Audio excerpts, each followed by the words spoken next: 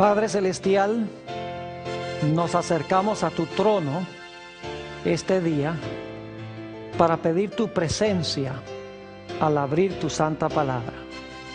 Pedimos, Señor, que envíes a tu Espíritu Santo para que podamos comprender este mensaje tan importante que se titula El Príncipe y el Dragón.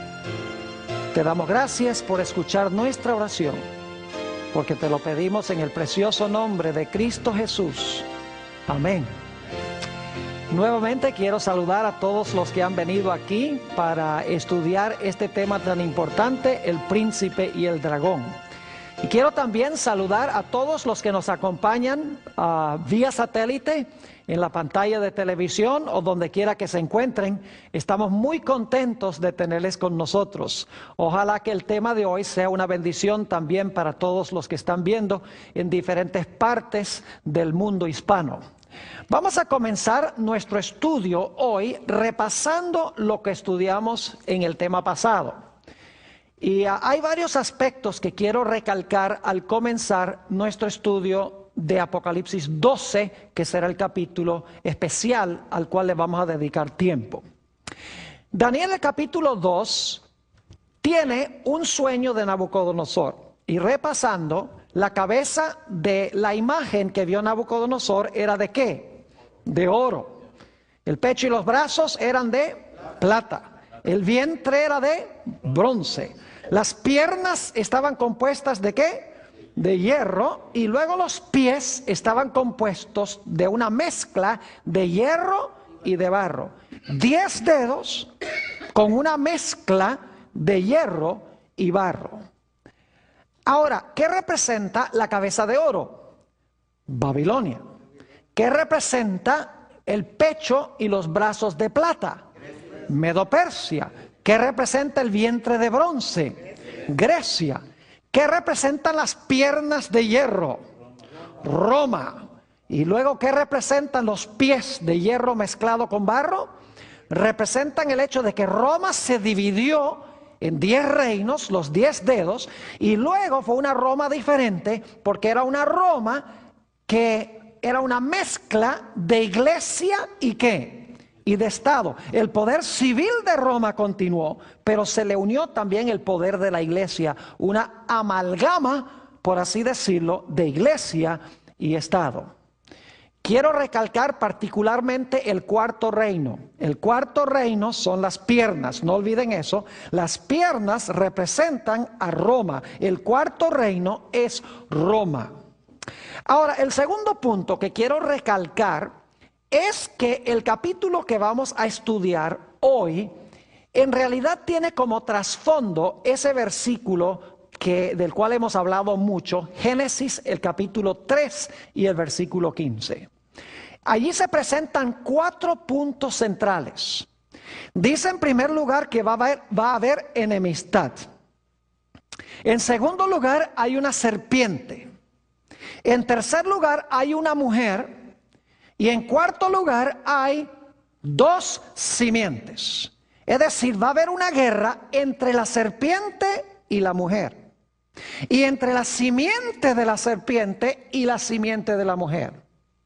Pero luego dice que la guerra principal va a ser entre la simiente de la mujer y la serpiente. Porque dice que la simiente de la mujer iba a herir a la serpiente en la cabeza y la serpiente le iba a herir a la simiente de la mujer en el calcañar. Es decir, la guerra es entre la serpiente y la mujer y entre la serpiente y la simiente de la mujer. Es muy importante recordar eso porque eso está en el trasfondo del capítulo que vamos a estudiar hoy. El tercer punto que quiero recalcar al comenzar nuestro estudio es que la serpiente de Génesis 3:15 está involucrada en todas las etapas de Apocalipsis el capítulo 12. Algunas personas me dicen, Pastor Bor, lo que usted está estudiando esta noche tiene muy poco que ver con Génesis. La gente que dice esto ignora el hecho de que detrás de Apocalipsis 12, que vamos a estudiar hoy, está el trasfondo de Génesis 3 y el versículo 15. En otras palabras, vamos a encontrar que en Apocalipsis 12 hay 3 etapas. La primera etapa es la guerra de la serpiente o del dragón contra el niño que va a tener una mujer. Esa es la primera etapa. La segunda etapa, cuando el niño ya se le escapa a la serpiente no es capaz de matarlo, entonces dice que la serpiente o el dragón se lanza en contra de la mujer que trajo al mundo al niño varón. Y luego finalmente la tercera etapa es cuando el dragón se lanza contra la simiente de la mujer. Es decir, el remanente final que va a vivir en el mundo va a ser atacado por el dragón o por la serpiente. Vamos a encontrar en nuestro estudio que en cada una de las 3 etapas es la serpiente o el dragón que quiere matar al niño, que quiere acabar con la mujer y que quiere acabar con el remanente final. Por eso tenemos que conectar esto con Génesis 3:15, porque en Génesis 3:15 la batalla es en contra de la simiente de la mujer y es en contra también de la mujer.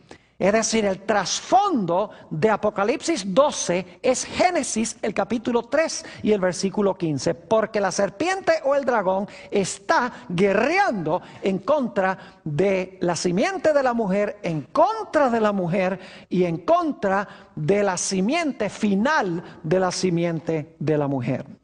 Ahora quiero que vayamos a Apocalipsis 12 y el versículo 1 al 5.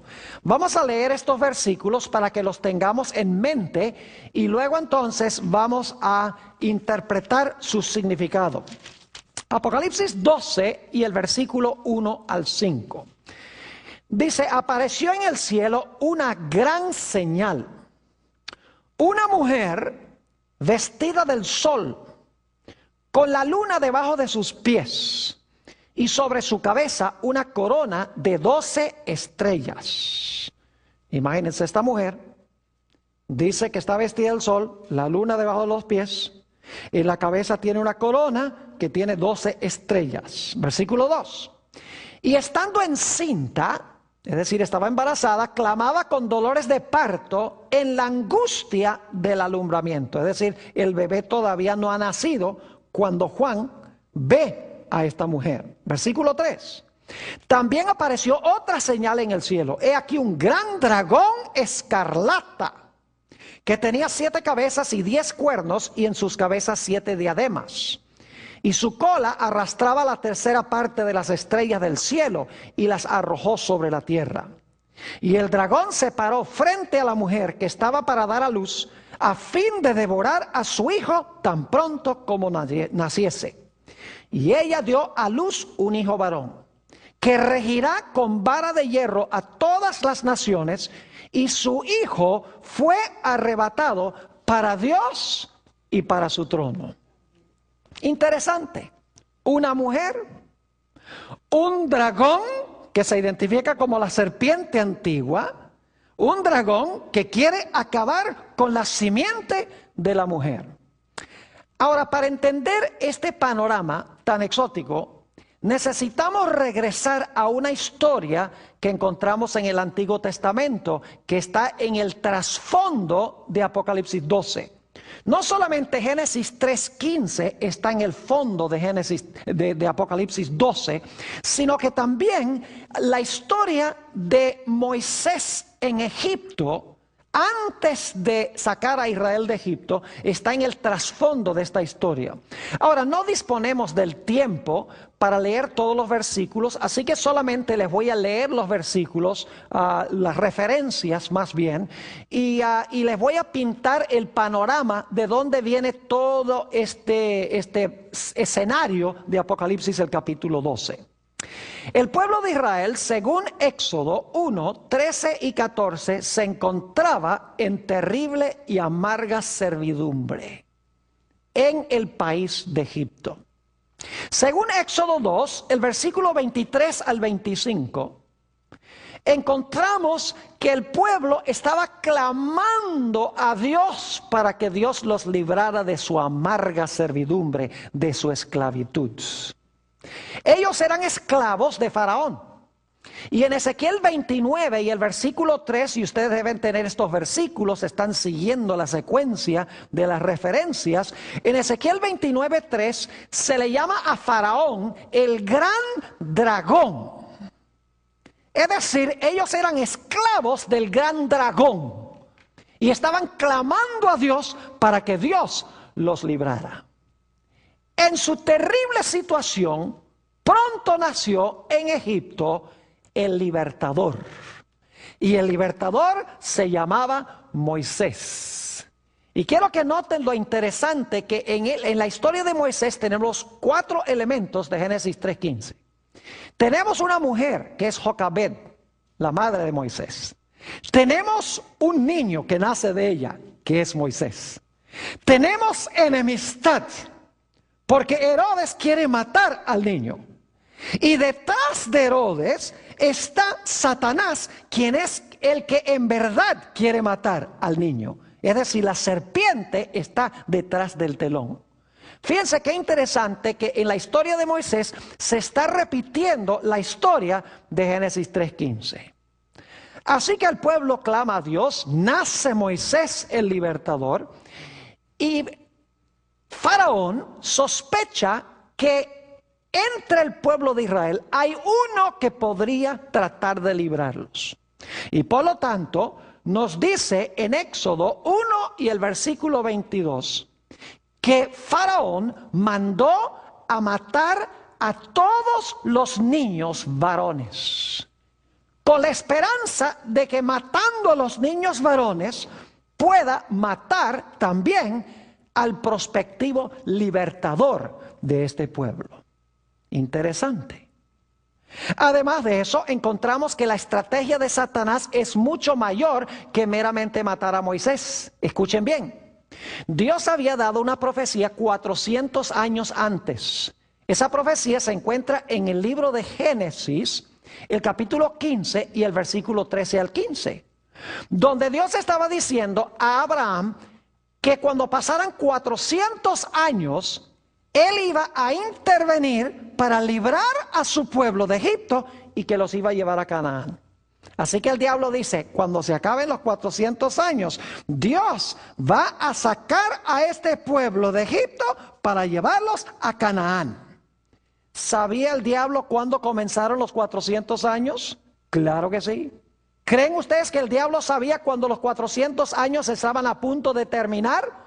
Obviamente que sí, porque él lee la historia. Y por lo tanto, cuando el niño va a nacer, Satanás a través de Herodes lo está ¿qué? Lo está esperando para matarlo. Y mata a todos los niños menores de 2 años. Es interesante cómo el diablo trató de impedir que el pueblo de Israel fuera a Canaán. En primer lugar, vio que Dios llevó a Abraham a Canaán. Dice, algo va a pasar en Canaán. Luego se da la profecía de que Dios va a sacar a su pueblo de Egipto y lo va a llevar a Canaán. El diablo dice, hay algo especial en Canaán. Así que cuando Dios intervino para librar a Israel de Egipto, Satanás peleó a capa y espada tratando de matar al libertador y además de eso impidiendo que el pueblo saliera de Egipto. Inclusive cada plaga Dios estaba diciendo, deja ir a mi pueblo. Y Faraón decía, no lo voy a dejar ir. Porque Faraón era un instrumento ¿de quién? Era un instrumento de Satanás. Satanás no quería que el pueblo fuese ¿a dónde? A Canaán. Porque algo iba a pasar en Canaán. El Mesías iba a nacer en Canaán. Y lo interesante es que cuando el pueblo de Israel llegó a las fronteras de Canaán, Satanás los incitó para que cometieran idolatría y fornicación con las mujeres de Moab. Porque Satanás no quería que entraran. Cuando los espías 40 años antes llegaron a las fronteras de Canaán, 10 de los espías dieron un mal informe. No se puede entrar. Estaban siendo usados ¿por quién? Por Satanás. Satanás no quería que entraran a Canaán. Y luego cuando el pueblo de Israel finalmente procedió a entrar a Canaán, las naciones de allí pelearon a capa y espada para impedir que Israel entrara en Canaán. Satanás sabía que había algo especial en Canaán y por lo tanto, cuando Dios vino, después de los 400 años para librar a Israel, Satanás dice, van a nacer un niño y ese niño va a librar a Israel para llevarlos a Canaán y yo no lo voy a permitir. Lo interesante es que la vida de Moisés fue preservada en Egipto. A pesar de que Faraón quería matarlo, no lo pudo matar. Dios le preservó la vida a Moisés en Egipto. Y luego Dios llamó a Moisés a salir de Egipto con el pueblo de Dios después de haberlo preservado en Egipto. Lo interesante es que en Éxodo 12, escuchen bien, la señal de liberación del pueblo de Israel fue el sacrificio del Cordero Pascual. Se debía escoger un cordero perfecto y ese cordero perfecto se debía sacrificar. Y se debía poner la sangre en el dintel de la puerta y en los postes de la puerta. Es decir, la señal de la liberación del pueblo de Israel de servidumbre o de esclavitud fue el sacrificio ¿de qué? El sacrificio de un cordero sin mancha, ni arruga, ni cosa semejante. Es decir, el cordero los libró de su servidumbre. Ahora es interesante notar cómo termina la vida de Moisés. En Deuteronomio 34 y el versículo 5 y 6, Deuteronomio 34 y el versículo 5 y 6, se habla de la muerte de Moisés. Y solo les voy a mencionar algunas cosas en cuanto a la muerte de Moisés. Allí se dicen dos cosas que son muy extrañas en cuanto a su muerte. En primer lugar, nos dice ese texto que cuando Moisés murió, Dios lo sepultó. Es la única persona en toda la Biblia que Dios haya sepultado. Pero eso no es todo. Porque nos dice el texto también que nadie sabía a dónde estaba el sepulcro de Moisés. Y eso es raro. Porque los judíos marcaban las tumbas de sus héroes.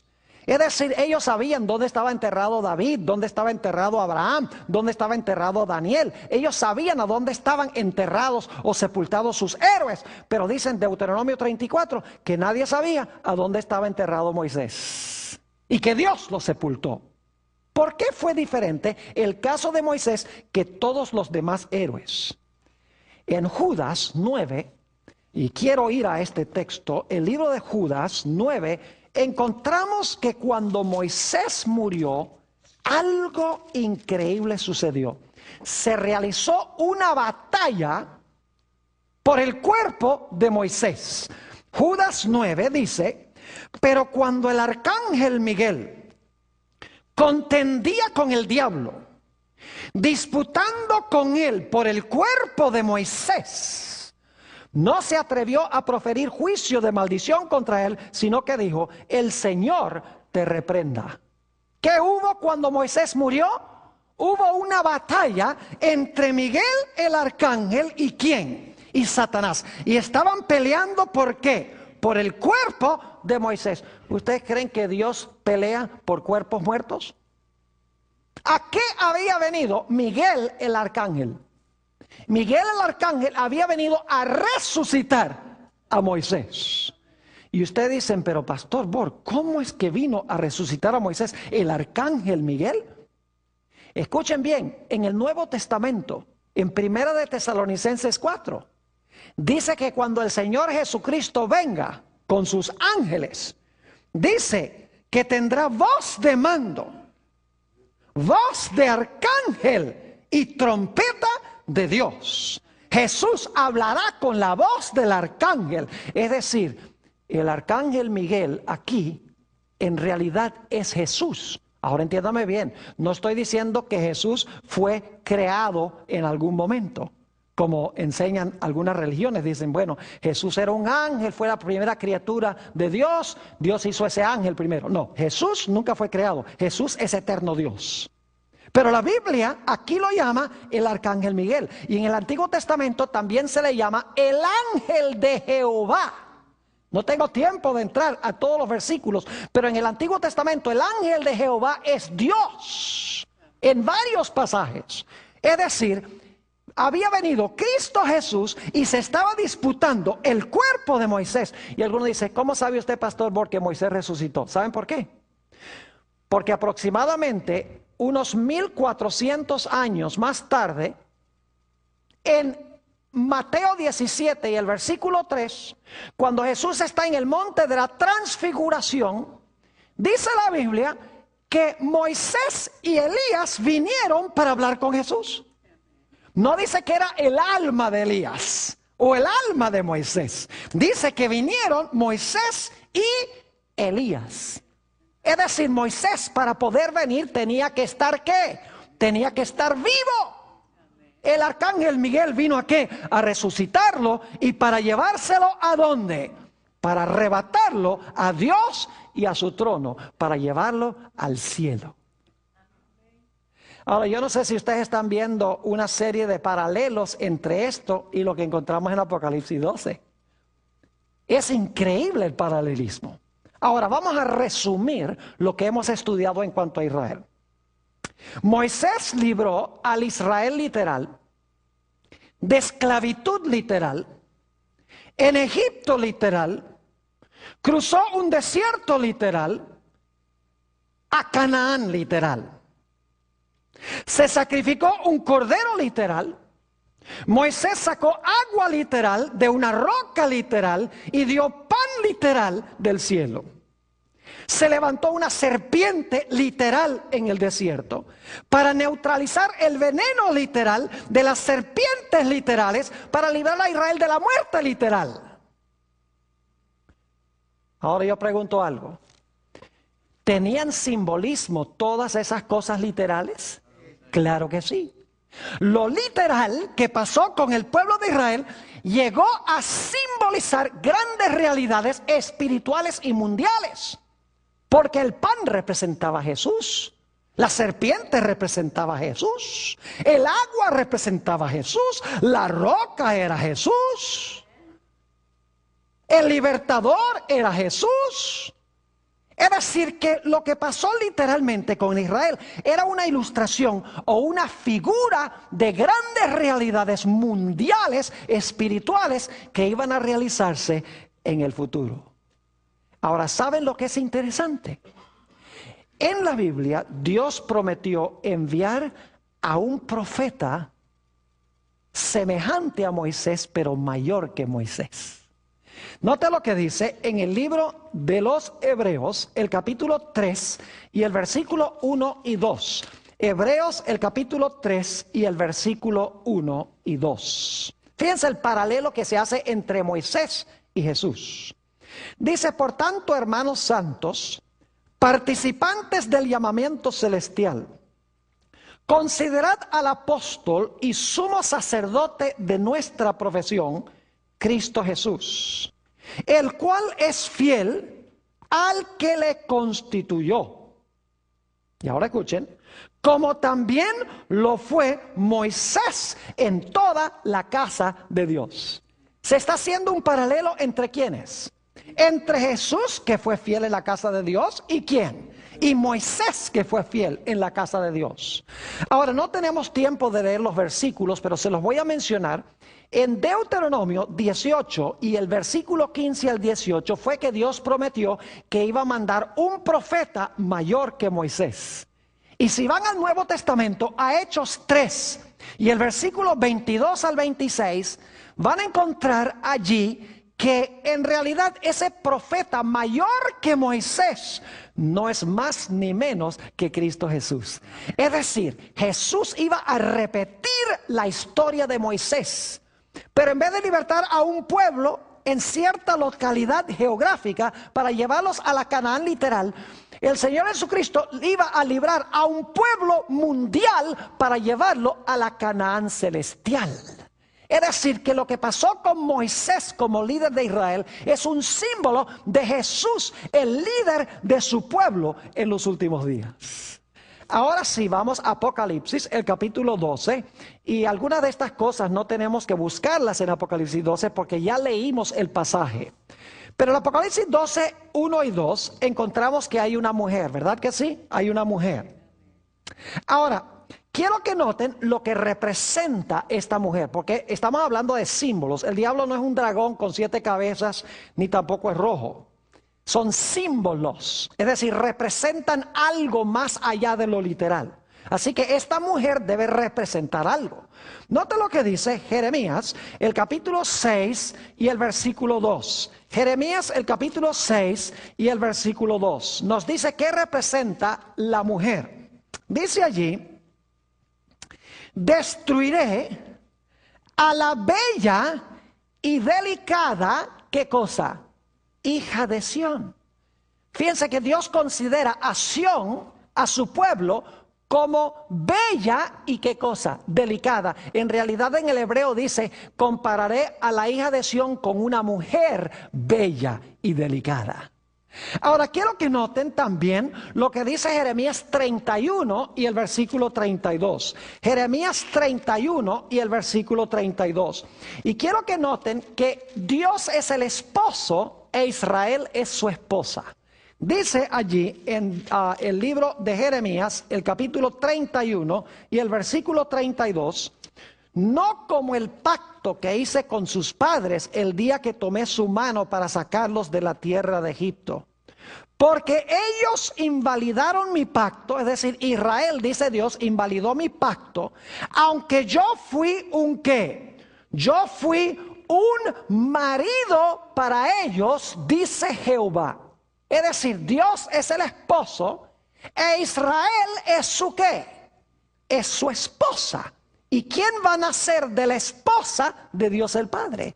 Va a nacer la simiente prometida. Va a nacer Jesús. Entonces, ¿qué representa la mujer? La mujer representa a Israel. Pero representa más que Israel. Porque la iglesia del Nuevo Testamento también es simbolizada por una mujer. En Efesios 5, versículo 25, el apóstol San Pablo dice: maridos, amad a vuestras mujeres, así como Cristo amó a la iglesia. Es decir, que en la Biblia esta mujer representa la iglesia de Dios en el Antiguo y en el Nuevo Testamento. Ahora ustedes notan que la mujer está vestida del sol y tiene la luna debajo de sus pies. Yo pregunto, ¿el sol tiene luz original propia? Claro que sí. ¿La luna tiene luz original propia? No. ¿De dónde recibe la luna su luz? Del sol. Ahora, ¿qué representa el sol con el cual está vestida esta mujer? ¿Y qué representa la luna sobre la cual está parada? Muy sencillo. Si vamos a San Juan 5 y el versículo 39, el Señor Jesucristo dice a los líderes de aquella época, dice: escudriñad las escrituras. ¿Cuáles escrituras? El Antiguo Testamento. Escudriñad las escrituras, porque a vosotros os parece que en ellas tenéis la vida eterna, y ellas son las que dan ¿qué cosa? Testimonio de mí. ¿Qué es lo que da testimonio de Jesús? Las escrituras. ¿Qué es lo que da testimonio del sol? La luna. Es decir, que el sol representa a Jesús y la luna representa ¿qué cosa? Las escrituras que reflejan a Jesús. Es decir, esta es una iglesia que está basada en las escrituras y que está cubierta de Cristo Jesús. Y luego tenemos las 12 estrellas que tiene sobre su corona.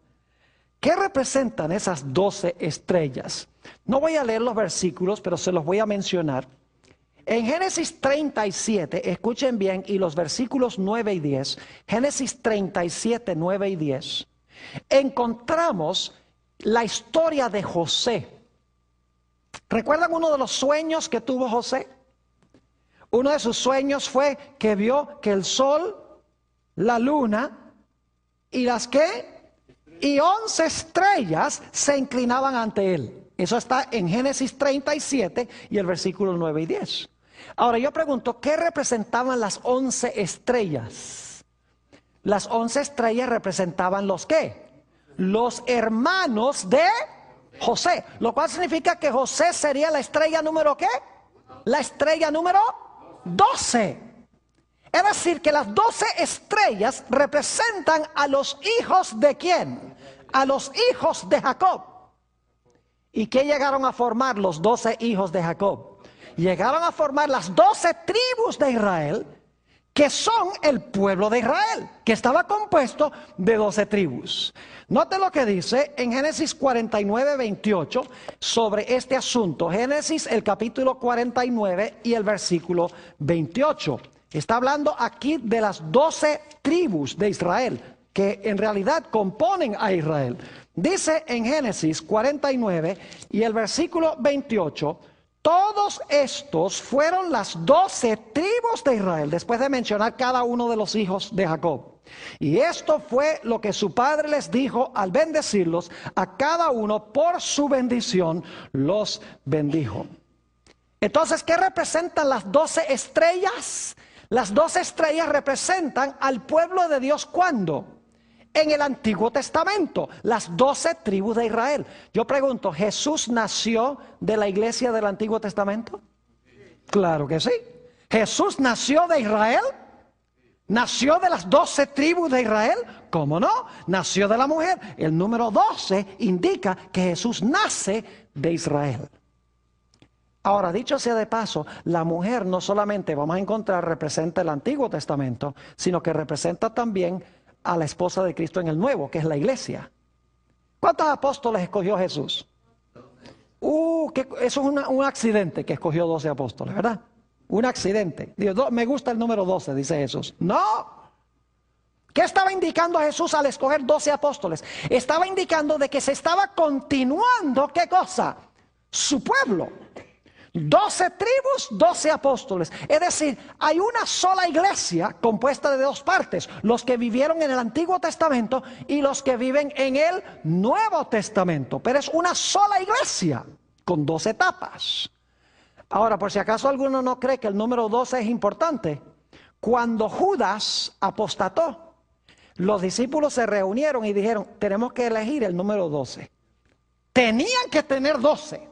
Porque el número 12 representaba una continuación ¿de qué? Una continuación del pueblo ¿de qué? Del pueblo de Israel. Es decir, la mujer representa a la iglesia del Antiguo y del Nuevo Testamento. Es una iglesia vestida de Jesús. Es una iglesia que se basa en las Escrituras que dan testimonio de Jesús. Ahora yo pregunto algo. Cuando el Señor Jesucristo nació, ¿alguien lo estaba esperando? Los judíos lo estaban esperando, ¿verdad? No. Porque dice claramente en San Juan 1:11, a los suyos vino y los suyos no le recibieron. Pero ¿quién lo estaba esperando? Lo estaba esperando Satanás. Ahora escuchen lo que les voy a decir, no pierdan este punto. ¿Qué imperio estaba gobernando cuando nació Jesús? Estaba gobernando Roma. ¿Cuál de los imperios de Daniel 2 es ese? El segundo, el primero, el tercero, el cuarto, ¿cuál es? El cuarto reino. Es decir, Jesús nació durante el periodo de las piernas ¿de qué? De las piernas de hierro. No olviden eso, porque más adelante vamos a estudiar la profecía de Daniel 7 y vamos a encontrar 4 bestias y la cuarta bestia también es Roma. Es decir, Jesús nació durante el periodo ¿del qué? Del imperio romano, durante el periodo de del cuarto reino de Daniel, el capítulo 2. Ahora Jesús, cuando nació, dice en Apocalipsis 12, como leímos el versículo 3, que Juan ve a un dragón bermejo. Y el dragón bermejo se para al lado de la mujer, ¿para qué? Para devorar a su hijo cuando el hijo nazca. ¿Pueden ustedes ver a Génesis 3:15 ahí? Claro que sí. Porque en Génesis 3:15 dice que la serpiente iba a estar enojado con la simiente de la mujer. Y ahora nace Jesús, la simiente de la mujer y el dragón, que se le llama en Apocalipsis 12:9, la serpiente antigua, el diablo y Satanás, porque quiere conectar con Génesis 3:15. Dice que se para al lado de la mujer para devorar al niño cuando el niño nazca. ¿Quién sabía que Jesús iba a nacer? Satanás. Y Satanás dice, lo voy a matar. Pero yo pregunto, ¿Satanás procuró matarlo directamente? No. ¿Recuerdan que en el Antiguo Testamento Faraón se llamaba el gran dragón? Ezequiel 29:3, el gran dragón. Había un gran dragón esperando a Jesús también. Claro, era Satanás. Pero ¿qué usó Satanás para tratar de matar a Jesús? Note lo que dice Mateo, el capítulo 2 y el versículo 16. San Mateo, el capítulo 2 y el versículo 16. Al igual que en el Antiguo Testamento, Satanás obró a través de Faraón. En el Nuevo Testamento trata de matar a Jesús a través de ¿quién? A través de Herodes, a través de su simiente. Note lo que dice Mateo, el capítulo 2. ¿Qué dije yo? ¿Qué versículo? San Mateo 2 y el versículo 16. Esto es cuando los reyes magos no vuelven por Jerusalén, se van por otra ruta. Dice: Herodes entonces, cuando se vio burlado por los magos, se enojó mucho y mandó matar a todos los niños menores de 2 años que había en Belén y en todos sus alrededores, conforme al tiempo que había inquirido de los magos. Yo pregunto, ¿eso también pasó en los días de Moisés? Solo que allá fue Faraón y ahora fue ¿quién? Fue Herodes el que lo hizo, según dice esto. ¿Y quién estaba detrás de Herodes? Satanás, porque Apocalipsis 12 dice que el gran dragón se paró delante de la mujer. Mateo dice que fue Herodes, así que sabemos que fue el gran dragón usando ¿a quién? Usando a Herodes. Así que la primera etapa de la batalla es el dragón contra ¿quién? El dragón contra el niño. Fíjense que la primera guerra no es contra la mujer.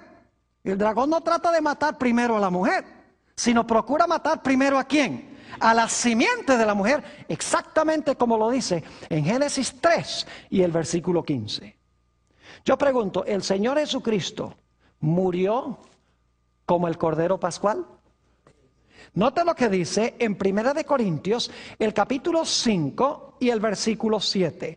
Primera de Corintios, el capítulo 5 y el versículo 7. Jesús está repitiendo la historia de Israel. Yo no sé si ustedes se están dando cuenta, pero lo está haciendo no solo para Israel allá en el Medio Oriente, sino que Israel es toda la raza humana.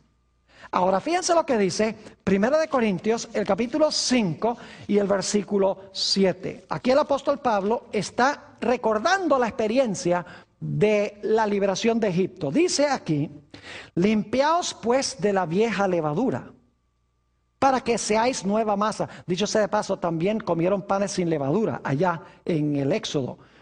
Dice: sin levadura sois, porque nuestra Pascua, que es Cristo, ya fue sacrificada por nosotros. ¿Qué representaba el cordero que fue sacrificado para librar a Israel? Representaba a Cristo Jesús, quien iba a morir como el cordero pascual para librarnos de la servidumbre ¿al qué? De la servidumbre al pecado. Yo pregunto algo: cuando Jesús nació, ¿la raza humana estaba esclava? ¿Sí? Claro que sí. Fíjense lo que Jesús le dijo a los judíos. San Juan 8 y el versículo 34 al 36. San Juan 8 y los versículos 34 al 36. El pueblo estaba cautivo, igual que Israel en Egipto.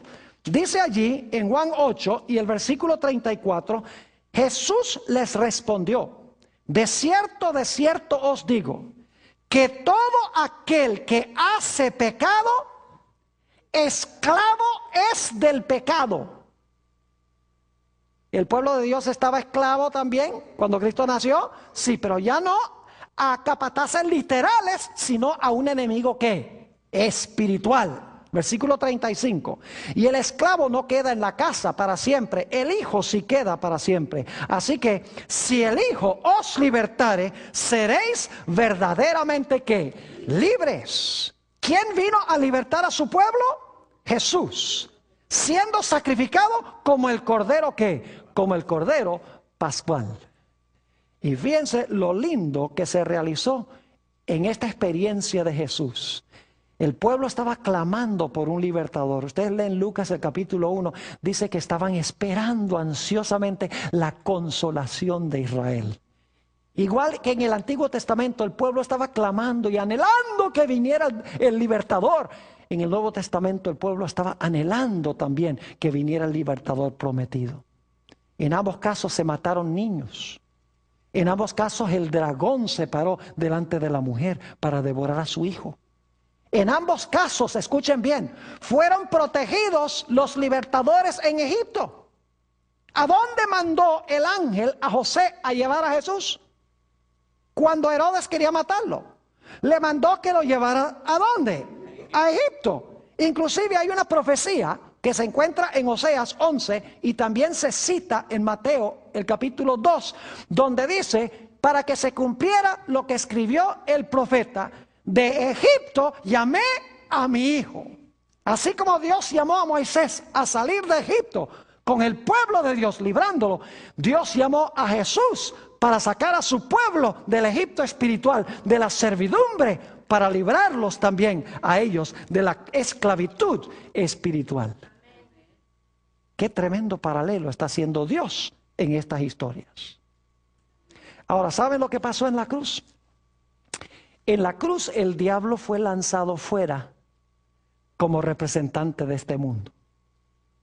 Note lo que dice San Juan 12, 31 al 33. San Juan 12 y el versículo 31 al 33. Lo hemos leído antes, pero vamos a leerlo de nuevo. Dice allí, en San Juan 12 y empezando en el versículo 31, está hablando Jesús, ahora es el juicio de este mundo. Ahora el príncipe de este mundo será ¿qué? Echado fuera. Fíjese que el verbo está futuro, ¿sí o no?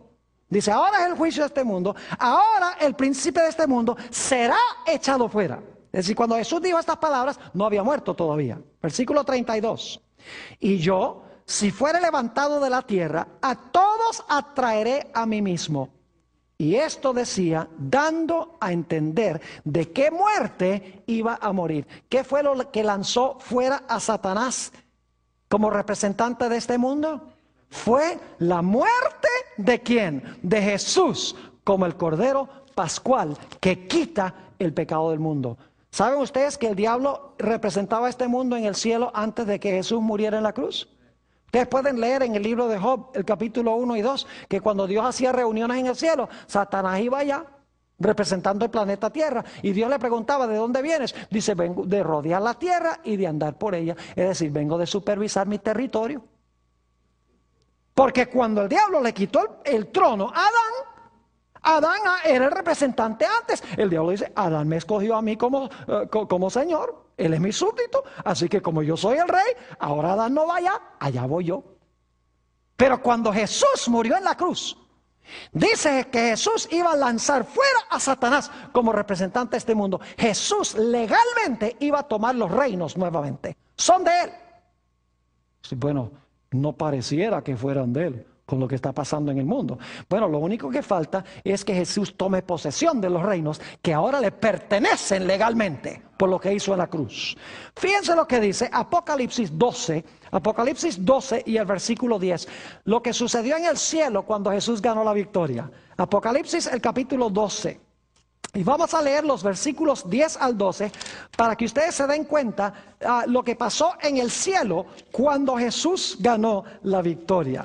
Dice aquí, entonces oí una gran voz en el cielo que decía, ahora ha venido la salvación, el poder y el reino de nuestro Dios y la autoridad de su Cristo, porque ha sido lanzado fuera. Fíjense que ahora el verbo está pasado, ¿verdad? Porque Juan está escribiendo mucho después de la muerte de Jesús. Dice, porque ha sido lanzado fuera el acusador de nuestros hermanos, el que los acusaba delante de nuestro Dios día y noche, como Satanás hizo con Job en el Antiguo Testamento. Versículo 11. Y ellos le han vencido por medio de la sangre del Cordero y de la palabra del testimonio de ellos, y menospreciaron sus vidas hasta la muerte. Y ahora escuchen la reacción del cielo. Por lo cual alegraos cielos y los que moráis en ellos. Es decir, Dios está diciendo, cielos, ustedes pueden estar alegres porque ese fastidioso ya no está allá. Ya no va a representar el mundo, ya no va a acusar al pueblo de Dios. Se libraron de ese fastidioso. Alegraos cielos y los que moráis en ellos. Pero ahora escuchen bien. Alégrense en el cielo, pero fíjense en la tierra. Ay de los moradores de la tierra y del mar, porque el diablo ha descendido a vosotros con gran ira, sabiendo que tiene poco tiempo. ¿Qué le ha dado Jesús a Satanás en la cabeza? Le ha dado un golpe mortal. Es un león herido. Y los leones heridos son más peligrosos que los leones sanos. Es decir, Satanás sabe que tiene poco tiempo porque está herido de muerte, porque Jesús le quitó el reino, porque Cristo lo lanzó fuera como representante de este mundo. Se le escapó, en otras palabras, Jesús de las manos de Satanás. Por eso dice en Apocalipsis 12, si van conmigo allí, Apocalipsis 12 y el versículo 5 nos dice algo muy significativo. Dice que Jesús ganó y ella dio a luz un hijo varón, que regirá con vara de hierro a todas las naciones. Escuchen, y su hijo fue arrebatado para Dios y para su trono. Yo pregunto, cuando Moisés terminó su vida, murió, resucitó y fue arrebatado a Dios y a su trono. Claro que sí. Y este libertador también murió, resucitó y fue arrebatado a Dios y a su trono. Satanás no lo pudo derrotar. Esta es la etapa número 1, el cuarto reino. Pero ahora quiero que ustedes noten que hay una segunda y una tercera etapa en Apocalipsis 12. Es muy importante que reconozcamos esto. La primera etapa, escuchen bien, la primera etapa de Apocalipsis, el capítulo 12, es cuando nace el niño y el niño lucha con el dragón y el niño gana la victoria sobre el dragón y asciende al trono. Esa es la primera etapa. ¿En cuál reino está pasando eso? En el cuarto reino, el reino romano, porque Jesús nació durante el imperio romano. ¿Están conmigo? Pero quiero que noten que cuando Juan ve a la mujer todavía no ha tenido el niño. Es decir, es la iglesia del Antiguo Testamento que está esperando con ansias que nazca el niño. Y luego en el imperio romano nace ¿quién? Nace Jesús. Es decir, que Apocalipsis 12 empieza en el Antiguo Testamento con la mujer embarazada, pero sin haber tenido el niño. Esa es la iglesia del Antiguo Testamento. Cuando nace el niño, ahí ya estamos en el imperio romano. Es decir, tenemos en el Antiguo Testamento Babilonia, Medo-Persia, Grecia, y entonces cuando nace el niño, el imperio romano. Pero cuando Jesús asciende al cielo, gana la victoria sobre Satanás, llegamos a una segunda etapa. Noten Apocalipsis el capítulo 12 y el versículo 6. Apocalipsis el capítulo 12 y el versículo 6. ¿Recuerdan los pies de hierro y barro? ¿Recuerdan que eso viene después del imperio romano, del cuarto reino? Ahora escuchen la etapa que viene. Apocalipsis el capítulo 12, y quiero leer el versículo 6. Inmediatamente después que el Hijo es llevado a Dios y a su trono, dice, y la mujer huyó ¿a dónde? Al desierto, donde tiene lugar preparado por Dios, para que allí la mantengan o la sustenten, ¿por cuánto? 1260 días. Ahora, yo pregunto, ¿a dónde huye la mujer ahora? Ahora el diablo quiere matar ¿a quién? No pudo con el niño, así que dice, ahora voy a matar a la mujer. ¿A quién quiere matar Satanás entonces? Quiere matar a la iglesia. Porque ya después que Jesús nace, se lanza contra la mujer. Esto significa que Satanás ahora está lanzándose contra la iglesia de Jesús. Y vamos a encontrar en nuestro estudio que la forma como Satanás se lanzó en contra de la verdadera iglesia es que él llevó a la iglesia a unirse al poder civil. La iglesia empezó a usar el poder del Estado para perseguir al pueblo de Dios en cosas como la Inquisición. ¿Han oído hablar de la Inquisición? El Santo Oficio. Era la iglesia que le decía al Estado, mire, este individuo es un hereje, no cree como cree la iglesia, ustedes tienen que encargarse de él. Y entonces el poder civil lo agarraba y lo mataba por el consejo de la iglesia.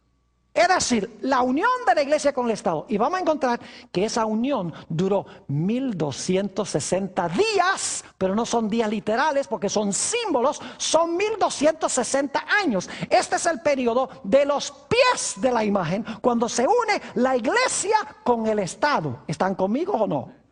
Ahora, noten lo que sigue diciendo. Más adelante en el capítulo se amplía este punto. Apocalipsis 12, y noten el versículo 13. Y cuando vio el dragón que había sido arrojado a la tierra, fue arrojado en la cruz, ¿sí o no? Cuando Jesús dijo consumado es, ahí fue arrojado.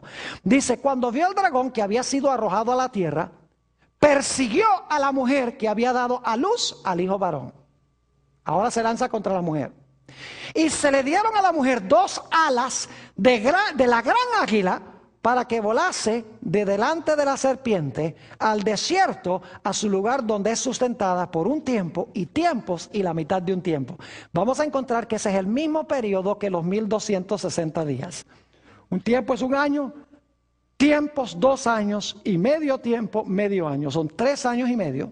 Si ustedes multiplican 3 años y medio por 360 días que tiene cada año, ¿cuánto les da?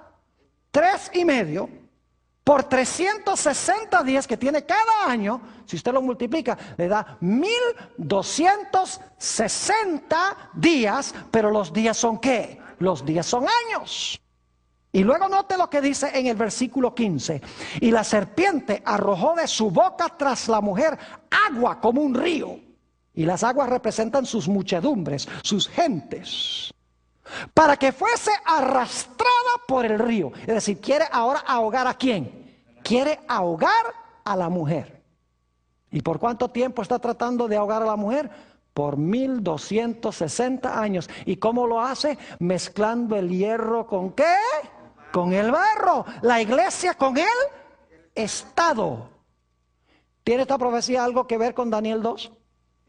Claro, porque Cristo nace en el cuarto imperio, que es el imperio de las piernas de hierro. Es decir, en Apocalipsis 12 estamos en el momento de las piernas de hierro. Y luego los 1260 años es el periodo después de las piernas. Sigue Roma. Es el mismo dragón, la misma serpiente que persigue a la mujer. ¿Es así o no es así? Claro que sí. Pero ahora no es el imperio romano que persiguió al niño, sino que es el imperio romano ¿qué? Dividido, mezclando la iglesia ¿con qué? La iglesia con el Estado. Y luego dice aquí que la tierra ayudó a la mujer. En el versículo 16 dice que la tierra ayudó a la mujer. Esto lo vamos a estudiar más adelante en nuestra serie. Es decir, al final de los 1260 años, cuando la mujer iba a ser ahogada, la tierra vino al rescate y dice que la tierra secó las aguas de persecución. Es decir, por un tiempo la persecución cesa. Debe ser entonces que la iglesia y el Estado son separados de nuevo. Porque es la unión del hierro y el barro lo que trae persecución. Pero debe ser ahora que se separen los dos. Y todo esto lo vamos a estudiar en temas subsiguientes cuando estudiemos Daniel 7 y Apocalipsis 13. Es decir, que por un tiempo cesa la persecución. Porque la iglesia y el Estado ya no están unidos. Recuerden que les mencioné que en los pies hay 2 etapas. Hay una etapa que fueron los 1260 años. Y luego está la segunda etapa después de un periodo de paz. Un periodo cuando la iglesia no es perseguida. Nuevamente se va a unir la iglesia con el Estado para perseguir. En Apocalipsis 13 se explica esto como una bestia que gobierna 42 meses y luego dice recibe una herida mortal, por un tiempo no persigue y luego entonces dice que su herida mortal es sanada y luego entonces otra vez persigue. ¿Están conmigo o no están conmigo? Ahora falta la última etapa, porque Apocalipsis 12 tiene 3 etapas, contra el niño, contra la mujer y la última etapa está en el versículo 17. Es contra la simiente de la simiente. La simiente de la mujer es Jesús, ¿verdad que sí? Pero este ataque va a ser contra la simiente de la simiente, es decir, contra la simiente de Jesús. Note lo que dice Apocalipsis, el capítulo 12 y el versículo 17. Un versículo que vamos a estudiar mucho más detenidamente en el transcurso de este seminario. Dice, entonces el dragón se llenó de ira contra la mujer. ¿Quién es el que está siempre detrás de la persecución? La serpiente antigua, el dragón. Génesis 3:15. El trasfondo de esto es la serpiente. Génesis 3:15. Entonces el dragón se llenó de ira contra la mujer y se fue a hacer guerra contra el resto, o como dicen algunas versiones, contra el remanente de la descendencia. Una mejor traducción sería de la simiente de ella. Y fíjense las características que tiene la simiente final, el remanente final. Dice, los que guardan los 9 mandamientos de Dios. Oh, gracias. Guardan los mandamientos de Dios y tienen, ¿qué cosa? Y tienen el testimonio de Jesucristo. Eso lo vamos a estudiar con detenimiento. El diablo odia a los que guardan los mandamientos de Dios y tienen el testimonio de Jesucristo. Es la iglesia remanente final que Satanás odia. Un triple ataque contra el niño, contra la mujer y contra el remanente final de Jesús que va a vivir en esta tierra.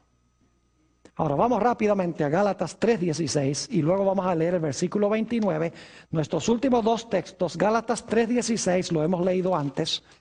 Dice que Jesús es la simiente. Ahora bien, a Abraham fueron hechas las promesas y a su simiente. No dice a las simientes como si hablase de muchos, sino como de uno, y a tu simiente, la cual es Cristo. ¿Quién es la simiente? Jesús. Y yo pregunto, ¿quién es la simiente de la simiente? Nosotros, los que recibimos a Jesús. Noten el versículo 29. Si vosotros sois de Cristo, ciertamente simiente de Abraham sois y herederos según la promesa. Es decir, el ataque final de Satanás va a ser contra la simiente que se ha unido con Jesús. La simiente de la simiente. Los que guardan los mandamientos de Dios y tienen el testimonio de Jesús.